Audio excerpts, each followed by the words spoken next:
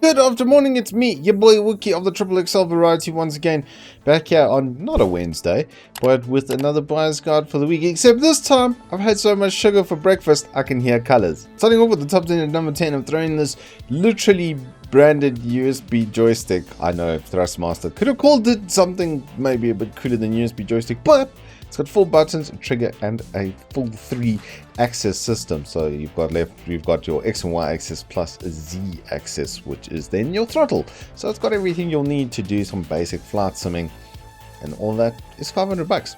At number 9, I've thrown in the Icon Wireless. These have now gone around like herpes in Vegas, and pretty much the consensus is it's much better than herpes in Vegas.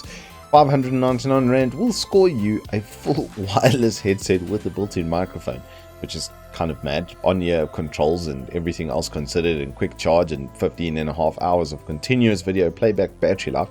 I did test it end to end, as you can see by the review with my face slapped on it over there. Yes, that guy. He does a review of the thing, and he says what I'm saying to you now. For 599 bucks, practically unbeatable. At number 8, I've thrown in this TPLink home Deco. Let's have a serious chat for a moment, because everybody is now having to de-urbanize and go back into their homes effectively, or urbanize and going into their homes. But regardless, your office is now your home in a lot of cases. And this is actually a really nice setup with how they're doing these Deco Link or this Deco M3 product range. You can add in nodes at any time. So this base platform gets you the main link extender and then the substation itself. Alright, so the way it works is you have your router or whatever the case is in between. So here's a better drawing of what I'm trying to say. So you have it next to your router, then to the substation, and then to your other port, or have it in between. So basically it creates an in-between effect, but it's a complete mesh system. So you have one network instead of having multiple range extenders, which is always nice to have, and up to 100 devices on this, which is excessive.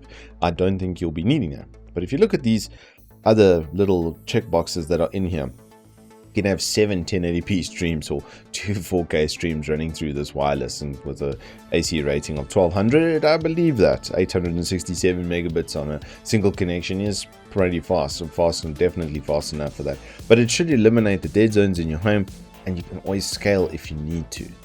At number 7, staying with the home office execution plan, these Techvision 1080p webcams are absolutely fantastic. We use them all over eSports, so if you want some live demos, come and check us out every Tuesday and Thursday.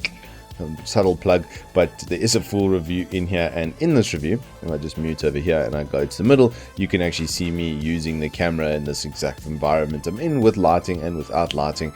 I do an audio test on it. Absolutely everything you will need to know is in that review. At number 6, I had to keep things cool with the GUM-DS 120R. Dad jokes aside, very good bang for buck product. Under $1,000 for a 120mm radiator is nice. It's nice to have. If you do a full push-pull on this sucker as well, by push-pull I mean put a fan, one going in and one going out the other side on this radiator, you're going to have a good time. It does come with its own control box, which does split out an RGB header, addressable header, so you can connect it to your motherboard, as you can see over here. I have done reviews on these products a number of times, and they're quality versus price and value overall is just absolutely fantastic. Breaking into the top half at number 5, it's my favorite budget case on Evetech store right now. It's budget in price, but not in execution. It's got everything that you would need setup wise for a really solid mid-range gaming PC. You've got extraction at the top. Everything is dust filtered and meshed properly and easily removable. There's a full review in the video Yes, in the video there is a full review. In the page there's a full review of the thing, where I go and build the thing. But the main point of this thing's value is the 2 140mm fans up front and then a 120 at the back. Honestly, I would add in another 120. Temperatures and stuff with the build that I did were absolutely fine, but my CPU cooler is, well, very good, and the GPU's cooler is too good and basically didn't make any heat anyway. So yeah, you'll see. Go watch the review. You'll understand what I'm talking about if you need to. But honestly, on the face of these things, this is really nicely set up, and they've left proper space up top for extra fans and proper space up front, as you can see, with it going through the shroud over there, so you can put in a 360mm. It's just a really good bang for buck case. At number 4, it's the Cougar TPLink making another entrant over here, because it's dropped another 100 Rand. Now it's 1399. or a full TKL Cougar setup with an aluminium backplate, which comes with this cool looking cover, which also has like promising switches, which also has full backlight RGB, which also has full channeling over here for your cables. And did I mention everything you need? 3 height adjustment setup, multimedia keys, N key rollover, like 1000 hertz polling rate. It's got the goods, and this is like ultra premium without the ultra premium price tag, and also Cougar quality for 1,400 bucks. And number 3, it's the cheapest way to go. 144 hertz, 1 millisecond response time, and AMD FreeSync. Really nice to have. TN panel, so it's not going to have quite the same colors as an IPS, but that response time is proper 1 millisecond, and you notice it, trust me.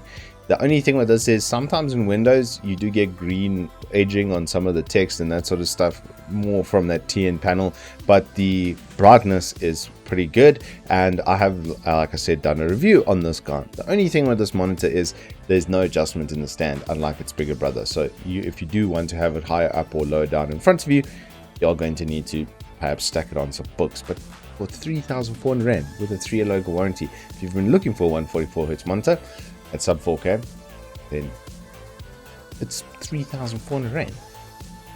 A runner-up this week is something that I've spoken about extensively. I've actually got this monitor, the S2721HGF. Now, it does have a bit of a drawback in the fact that it's VA, so there is some smearing on extremely high refresh rate games. The MPRT mode does make up for that considerably, but if you're at sub 200, which is most AAA games, unless you're running a 3080, in which case I don't think you're going to be looking at this monitor anyway. But if you're like me and you're sub 270 or 2070 super or less, then 1080p gaming is your bag, baby, and this should be right up your alley. The 1 millisecond response time that's quoted here is only in the MPRT mode, which you cannot use FreeSync with because it's a strobing on the backlight of the panel. FreeSync Premium and G-Sync, they're basically the same kind of controller. It's a much of a muchness as far as performance goes. I will say, however, this monitor has been considerably better on my 2070 Super with G-Sync than it was with the 5600 XT. I did test it in both environments. But periscope neck is nice, marginal curve, it's a 1500R, it's not too hectic. It is quite nice when you are square on with it, but the main thing is the colors. If you are doing crossover work like me, where you need some design sort of color grading and that sort of stuff, the vertical alignment color palette is significantly better than TN. I had the LG before, the same LG that was there. I just had the old M77, which had a periscope neck on it, but other than that, it was basically the same thing. This is a little bit grainy because it is 1080p on the 27, but at the price point, this thing is still insanely good value, and it looks quite nice. And finally, my deal of the week has to go to Cougar's Armor 1X gaming chair. These Cougar gaming chairs, these Armor chairs, are pretty good, and normally they're about $4,000, but nobody wants a black and green apparently, so now it's $3,500 for these. 120 kg max weight limit. The armrests and stuff are fully adjustable. The backrests and the cushions and stuff are quite nice. Like, I would say if you're kind of about my size, this is where you're going to maybe peter off with it a little bit. If you are a larger gentleman, so say 100 kilo plus and 6'3 plus, you're probably not going to fit into this quite that comfortably. But if you're like me, just over 6 foot and about 85 kilo, then this is going to be absolutely perfect for you. And it's coming with a discount once again, and it's got a full metal frame and everything, and you can reupholster it, and yeah, you can do absolutely anything you want with this chair. It's definitely worth $4,000. So that kind of discount is more than 10%. It's nice. Anyway, that is all I have for you this week on the Buyer's Guide. If you have enjoyed it, please do hit us up with a like and subscribe, and I will see you on the flip side.